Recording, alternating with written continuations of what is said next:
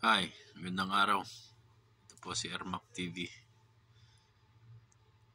Ikukwento ko lang ang karanasan ko sa thyroid. Ako ay naoperahan sa hemithyroidectomy. Paano ko nalaman to? Last year, nakapa ko na may bukol siya. Pagkatapos namin kumakain kami ng lunch trabaho. So, nakapa ko siya na may bukol. Ang ginawa ko, nagpunta ako sa isang clinic na ultrasound. Tapos yun na nga, nakita na thyroid.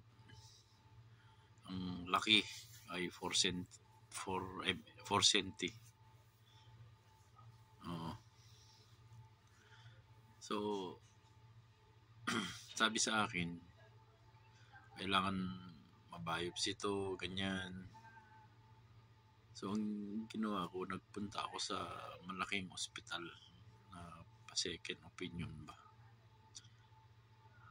Tapos, ganun ulit, binago, binultrasound ako.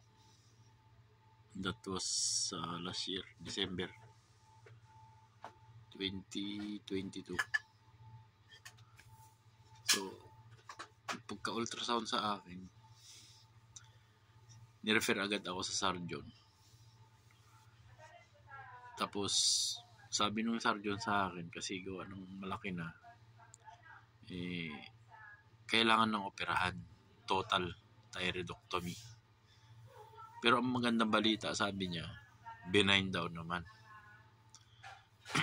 So, sabi ko, dali, kasi hindi pa alam ng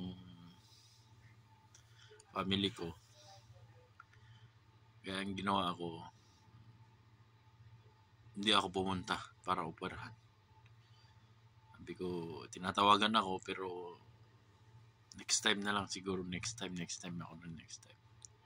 Tapos, punta uli ako ng third opinion sa hospital, isang malaking general hospital.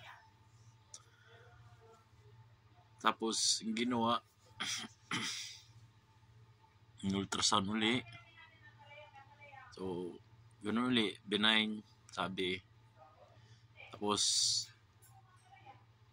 biopsy, benign uli, ganyan. So, biopsy uli after 3 months. Sabi, hindi clear yung kumuha ng kinuha ng laman. Hindi clear yung yung resulta. So, sabi ng doktor, kailangan tanggalin. Hemithyroidectomy. Kalahati. So, kahapon yung schedule ko. Ayun. Ito na siya. Tinurukan ako ng pinatulog ako ng anesthesia, general anesthesia. Tapos pagising ko, yun na. Tapos na. Tapos okay naman. Hindi naman nagbago yung boses ko. Ganyan. Tapos